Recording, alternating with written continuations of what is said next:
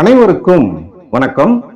நான் அஸ்ட்ராலஜர் சித்தம் செல்வராஜ், திருச்சி மாவட்டம் முசிறி தாத்தையங்கார் பேட்டையில இருந்து பேசுறேன். பேட்டை.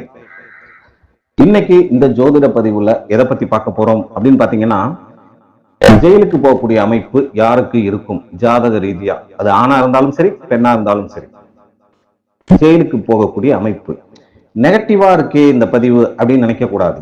நல்லா புரிஞ்சுக்கோங்க. இந்த ஜோதிடம் ஜாதகம் இதெல்லாம் எதுக்கு? நம்ம தலையெழுத்து என்னன்னு தெரிஞ்சுக்கிட்டு அதுக்கு தகுந்த மாதிரி வாழ்றதுக்கு தான். மொத்த தலையெழுத்தையும் மாத்துறதுக்கு கிடையாது. சரிங்களா? நல்ல விஷயங்கள் நமக்கு தெரிஞ்சாலும் தெரியலனாலும் பிரச்சனை இல்லை, அது சந்தோஷமான விஷயம் தானே, நடக்கட்டும் எப்ப வேணாலும். ஆனா கெட்ட விஷயத்த முன்னாடியே தெரிஞ்சுக்கிட்டாதான் அதுக்கு தகுந்த மாதிரி எச்சரிக்கையா இருக்கலாம். ஒரு ஜாதகத்துல நல்ல விஷயமும் இருக்கும், கெட்ட விஷயமும் இருக்கும். நல்லது மட்டுமே இருக்கக்கூடிய ஜாதகம் அப்படின்னு இந்த உலகத்துல யாருக்குமே கிடையாது. சில பேர் சொல்லுவாங்களே இந்த கிராமத்து சைடு, நானும் கிராமத்தை சேர்ந்தவன் தான், நான்லாம் அப்படி சொல்றது இல்ல. ஆனா சில ஜோசியர் சொல்லிட்டு தெரிவாங்க, என்ன அது சுத்த ஜாதகம், சுத்த சிட்டிலையும் சொல்றாங்க, அதனால அதிகபட்சம் கிராமத்து சைடு தான் சொல்றாங்க. சுத்த ஜாதகம் சுத்த ஜாதகம் சொல்லி, சுத்த ஜாதகமா இருந்தா எந்த ஒரு பாவமும் பண்ணாம புனிதமான ஆத்மாவா இருக்கணும். அங்கதான் புனிதமான ஆத்மாவாயிட்டா அவங்க ஏன் மனுஷனா பிறக்க போறாங்க? அதனால இந்த உலகத்துல சுத்த ஜாதகம் சொல்லி யாருடைய ஜாதகமும் கிடையாது. எல்லார் ஜாதகமுமே எல்லாருமே பாவப்பட்ட ஜென்மங்கள் தான், அதுதான் உண்மை. அதனால இந்த ஜோதிடம் ஜாதகம் அப்படின்றத நம்ம தலையெழுத்து என்னன்னு தெரிஞ்சுக்கிட்டு அதுக்கு தகுந்த மாதிரி வாழ்றதுக்கு தான். அதுலயும் கெட்ட விஷயங்களை முன்னாடி தெரிஞ்சு வச்சுக்கிறது நல்லது. இப்போ ஜெயில், சிறை இது சார்ந்த விஷயங்களை குறிக்கிறது எந்த பாவகம் அப்படின்னு பாத்தீங்கன்னா, ஜாதகத்துல 6ஆம் பாவகம். ஒரு ஜாதகத்துல 6ஆம் பாவகம் அதிகமா கெட்டு போயிருந்தால் இதுக்கான அமைப்புகள் வரும், ஜெயிலுக்கு போகக்கூடிய அமைப்பு. 6ஆம் பாவகத்தோட பலன் என்ன? கடன், வம்பு வழக்கு, நோய், ஜெயில், கோர்ட் கேஸ், இந்த வம்பு வழக்கு சார்ந்த விஷயங்கள், பொதுஜன தொடர்பு, உத்தியோகம், யாரோ ஒருத்தர் மேல காதல் வருது அப்படின்னா அந்த காதல் நமக்கு சக்சஸ் ஆகாம போறது, இது எல்லாமே 6ஆம் பாவகம். நாம அன்றாடம் செய்யக்கூடிய வேலைகள் இது எல்லாமே 6ஆம் பாவகத்துக்குள்ள வந்துடுது. இப்போ எந்த மாதிரி ஒரு அமைப்பு இருந்தா அந்த ஜெயிலுக்கு போகக்கூடிய இது வரும்? இப்போ 6ஆம் பாவகத்துல இருந்து சில விஷயங்களை பாத்தீங்கன்னா, நம்மளுடைய எதிரிகளை குறிக்கக்கூடியது, நமக்கு வரக்கூடிய வழக்குகள், சிறை, கடன். 8ஆம் பாவகத்துல என்ன பலன்? எதிர்பாராம திடீர்னு வரக்கூடிய ஆபத்து, விபத்து. வாழ்க்கையில எதிர்பாராம திடீர் மாற்றம், அது நல்ல மாற்றமா கெட்ட மாற்றமா அப்படின்றது நடக்கக்கூடிய திசை புத்தி தான் தீர்மானிக்கும். எதிர்பாராத திடீர் மாற்றம் வருதுன்னா அது 8ஆம் பாவகம். சிறை அப்படின்றது 6ஆம் பாவகம் சொன்னாலும் தண்டனை அப்படின்றது 8ஆம் பாவகம் தான் குறிக்கும். அதே அந்த தண்டனை பெற்று ஜெயிலுக்கு போய் சிறையில இருக்காங்க அப்படின்னா அது 12ஆம் பாவகம். 12ஆம் பாவகம் தான் இழப்பு, தனிமை. எந்த ஒரு விஷயத்துக்கும் ஜோதிடத்துல ஒரு பாவகம் மட்டும் தனியால செயல்படாது,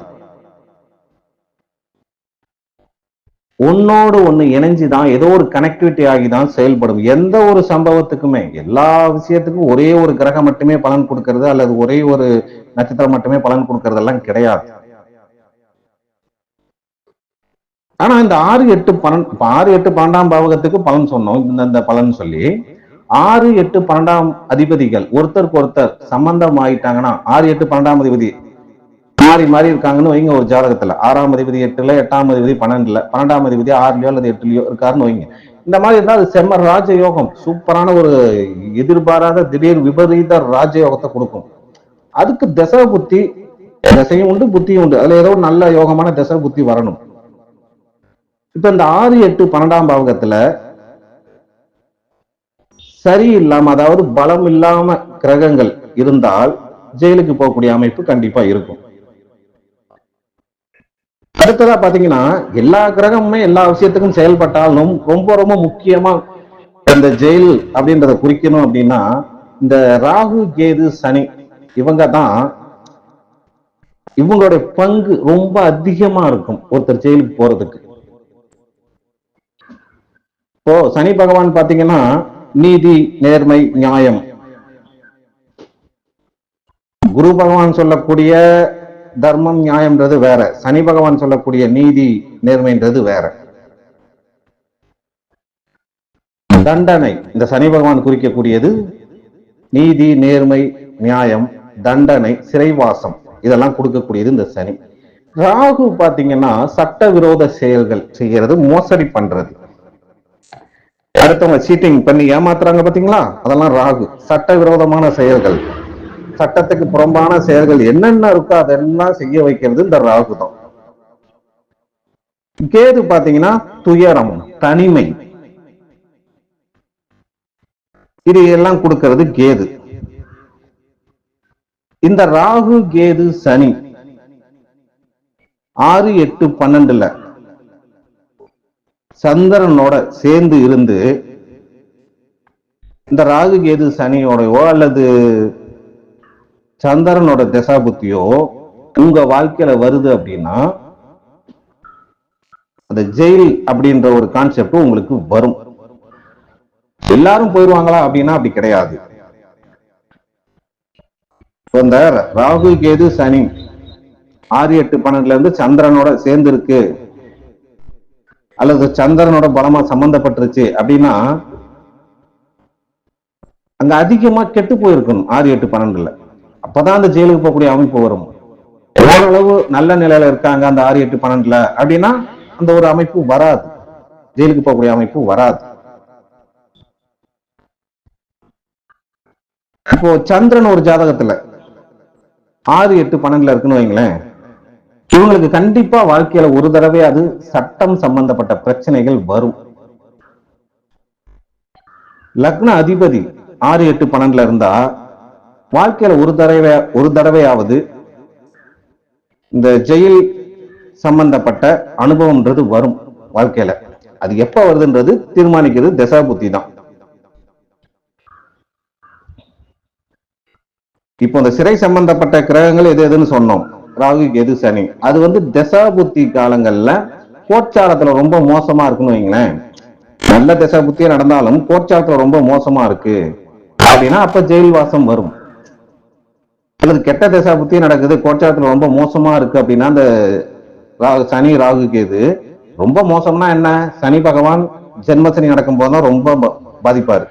மத்த எந்த சனி நடந்தாலும் நீங்க பயப்பட வேண்டிய அவசியமே கிடையாது, பிரச்சனை இருக்கும், சமாளிச்சுக்கலாம். ஜென்மசனி நடக்கும்போது மட்டும்தான் ரொம்ப பிரச்சனையா இருக்கும் உங்களுக்கு. இதே ராகு, கேது லக்னத்துக்கோ ராசிக்கோ 9ஆம் பாவகத்துல போகும்போதுதான் சமாளிக்க முடியாத அளவுக்கு பிரச்சனை. மற்றபடி வேற எங்க இருந்தாலும் சரி, எங்க பிரச்சனை இருக்கும், சமாளிச்சுக்கலாம்.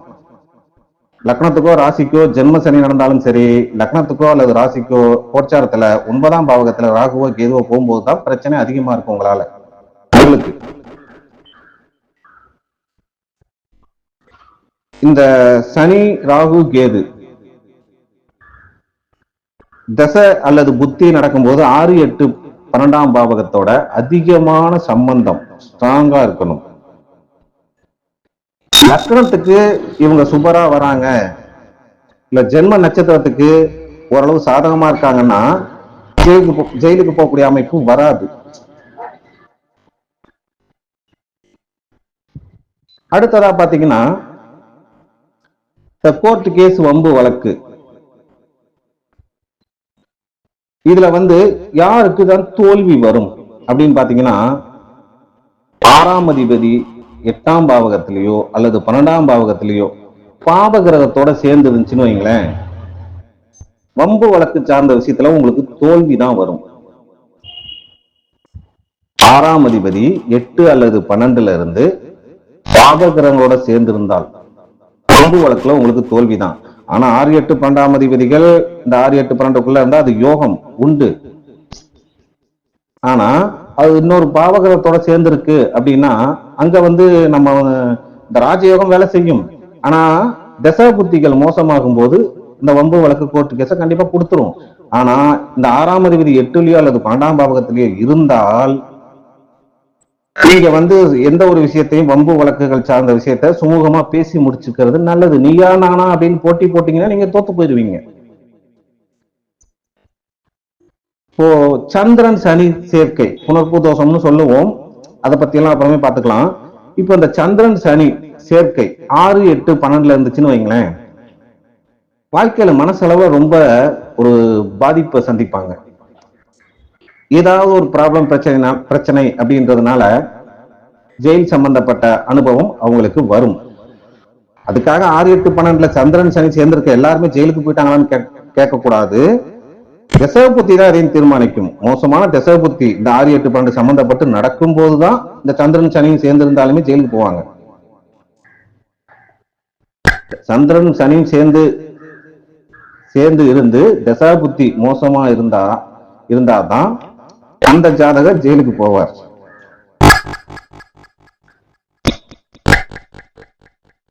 அடுத்ததா பாத்தீங்கன்னா, பொதுவாகவே இந்த ராகு கேது சனியோட சந்திரன் சூரியன் சம்பந்தம் அதிகமா வரக்கூடாது. வந்தாலே சமூகம் சார்ந்த வகையில ஒரு அவமானம் அப்படின்றது அவங்க வாழ்க்கையில வரும்.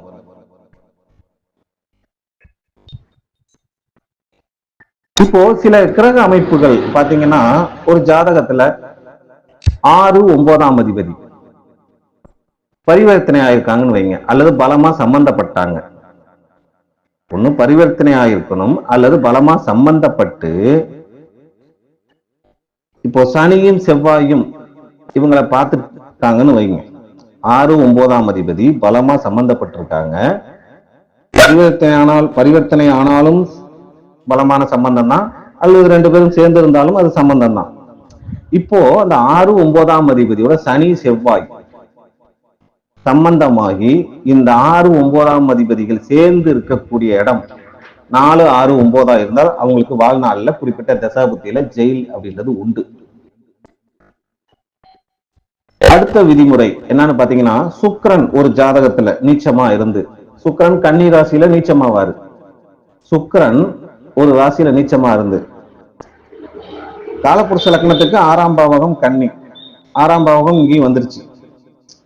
சுக்கிரன் நீச்சமா இருக்காருன்னு வைங்க, நீங்க எந்த லக்னத்துல வேணாலும் பிறந்திருக்கலாம். சுக்கிரன் நீச்சமா இருந்து 5ஆம் அதிபதி அல்லது 8ஆம் அதிபதிகள் அல்லது 2 பேராலையுமே அந்த சுக்கிரன் பார்க்கப்படுறார் அப்படின்னா கண்டிப்பா அவங்களுக்கு அந்த ஜெயில்ன்ற ஒரு அனுபவம் வாழ்க்கையில ஒரு தடவையாவது ஏற்படும். ஓ, சுக்கிரன் நீச்சமா இருக்காரு கன்னியில, நீங்க லக்னம் எந்த லக்னமா என்ன போட்டுக்குங்க. இப்போ உதாரணத்துக்கு ஒரு மேச லக்னம்னே வச்சுக்குங்க, இல்ல மேச லக்னம் கூட வேணாம், உதாரணமா ஒரு மிதுன லக்னம்னே கூட வச்சுக்குங்க. மிதுன லக்னத்துக்கு 5ஆம் அதிபதி சுக்கிரனாவே ஆயிடுவாரு. அதனால அப்படி சொன்னாலும் புரியாது. கடக லக்னத்தை போட்டுக்குங்க, சுக்கிரன் நீச்சமா இருக்கார். கடக லக்னத்துக்கு 5ஆம் அதிபதி யாரு? செவ்வாய். செவ்வாய் 5ஆம் அதிபதி ஆயிட்டாரு, கடக லக்னத்துக்கு 12ல இருக்காருன்னு வச்சுக்கோங்க.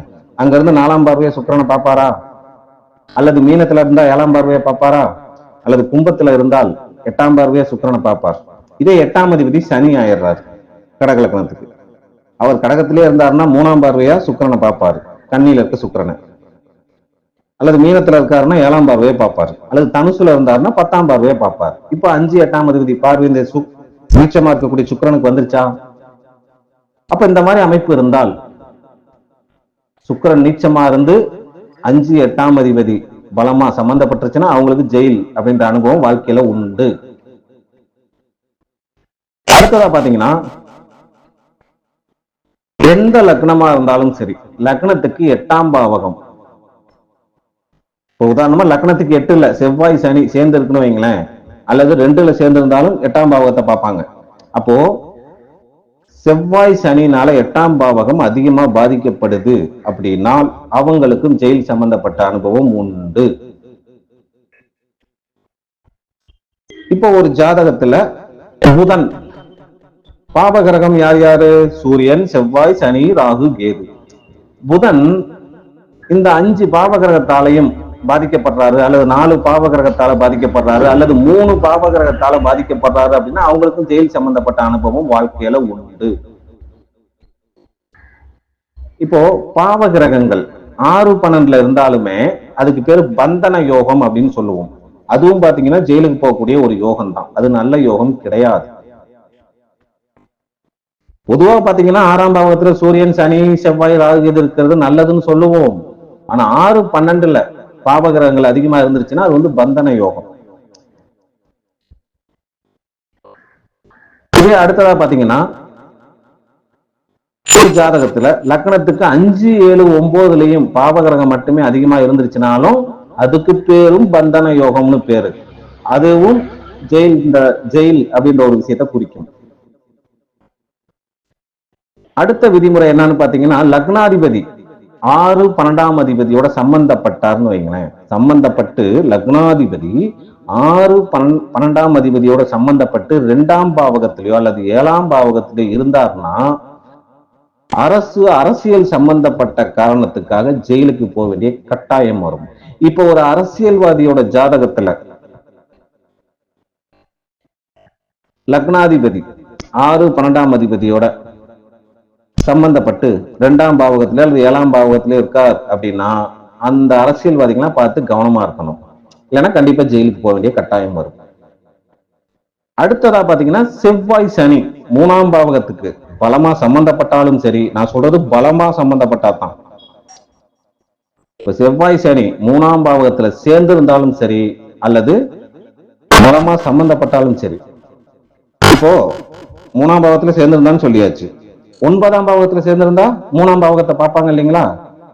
இப்போ உதாரணமா ஒரு கும்ப லக்னத்தை எடுத்துக்குங்க. கும்ப லக்னத்துக்கு 9ஆம் பாவகம் எது? துலாம். துலாம்ல செவ்வாய், சனி இருக்குன்னு வச்சுக்கோங்க.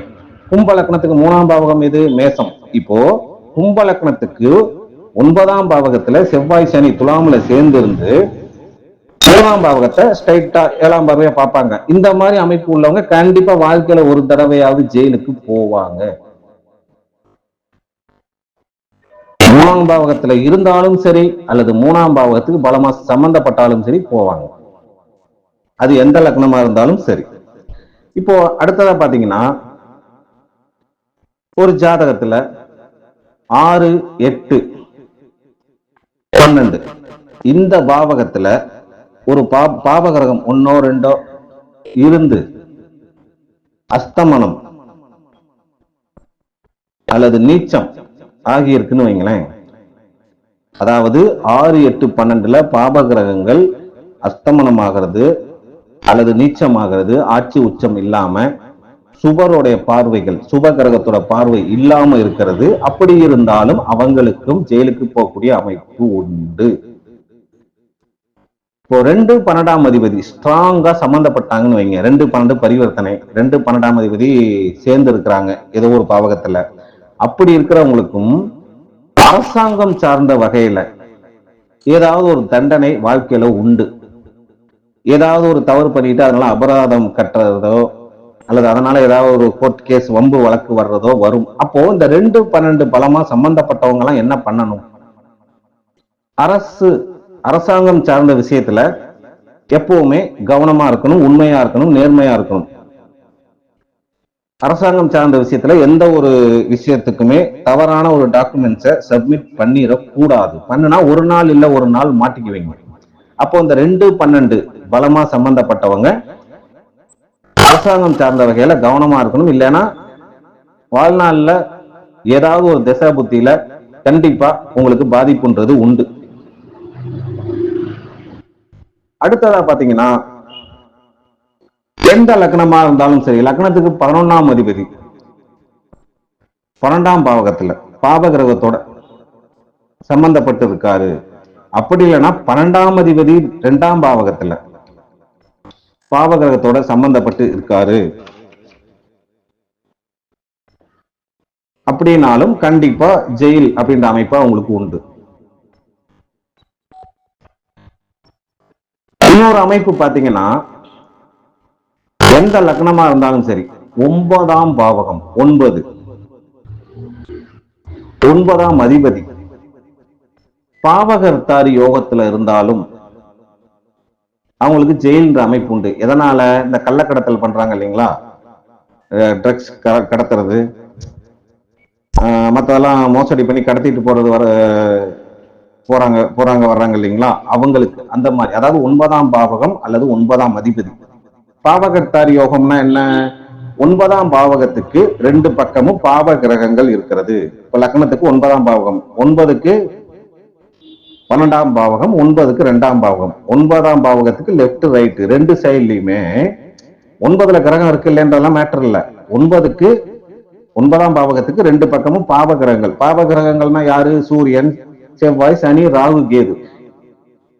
இவங்கெல்லாம் யாரோ ஒருத்தரோ 2 பேரோ 2 பக்கம் இருந்துட்டாங்க அப்படின்னா இந்த கள்ளக்கடத்தல் சார்ந்த விஷயங்கள் அப்படின்றதுனால தண்டனைன்றது அவங்களுக்கு உண்டு. இந்த மாதிரி இருக்கிறவங்க கள்ளக்கடத்தல் வேலை பண்ணக்கூடாது.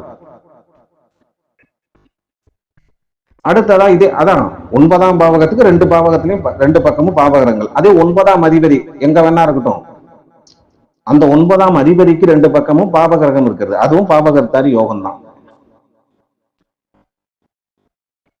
இன்னொரு அமைப்பு என்னன்னு பாத்தீங்கன்னா, இந்த ஒரே ஒரு விதிமுறை தான். வீடியோ ரொம்ப நீளமாலாம் போகாது. 10ஆம் அதிபதி பல விதமான பாவகிரகங்கள், இந்த 5 கிரகங்கள் சொல்லியிருக்கோம் பாத்தீங்களா, சூரியன், செவ்வாய், சனி, ராகு, கேது. இதுல அதிகமான பாவ கிரகங்களோட 10ஆம் அதிபதி சம்பந்தப்பட்டுச்சுன்னு வைங்களேன், அவங்களுக்கும் இந்த கடத்தல் சம்பந்தப்பட்ட தொழில்னால, கடத்தல்னா இந்த சினிமாவில் வர்ற மாதிரி எல்லாம் நினைச்சுக்காதீங்க. இன்னைக்கு எப்படி எப்படியெல்லாம் நடக்குதுன்னு உங்களுக்கே பேப்பர்ல எவ்வளவு நியூஸ் படிக்கிறீங்க. அது சார்ந்த வகையில இப்ப தண்டனை அப்படின்றது அவங்களுக்கு கண்டிப்பா உண்டு. இப்போ நாம ஜெயிலுக்கு போகக்கூடிய அமைப்பு விதிமுறை என்னன்னு சொல்லிட்டோம். இந்த மாதிரி கிரக அமைப்புகள் இருக்கிறவங்க எல்லாருமே ஜெயிலுக்கு போயிருவாங்களா அப்படின்னா அப்படி கிடையாது. தசா புத்திகள் மோசமா இருந்து கோச்சாரத்திலையும் கிரகங்கள் சாதகமா இல்லாதவங்க தான் ஜெயிலுக்கு போவாங்க. இந்த கிரக அமைப்பு இருக்கிற எல்லாரும் ஜெயிலுக்கு போக மாட்டாங்க. அதனால இப்ப நான் சொன்ன மாதிரி கிரக அமைப்பு இருக்கிற எல்லாரும் பயப்பட வேண்டிய அவசியம் இல்லை. தசா புத்திகள் மோசமா இருக்கணும்.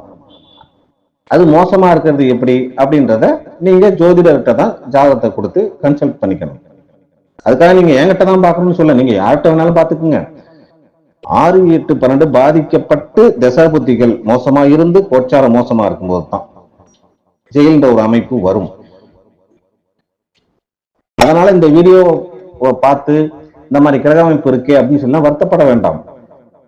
என்ன இருக்குன்றதை நீங்க தெரிஞ்சுக்கிட்டீங்க. அப்ப அதுக்கு தகுந்த மாதிரி எச்சரிக்கையா இருந்துக்குங்க.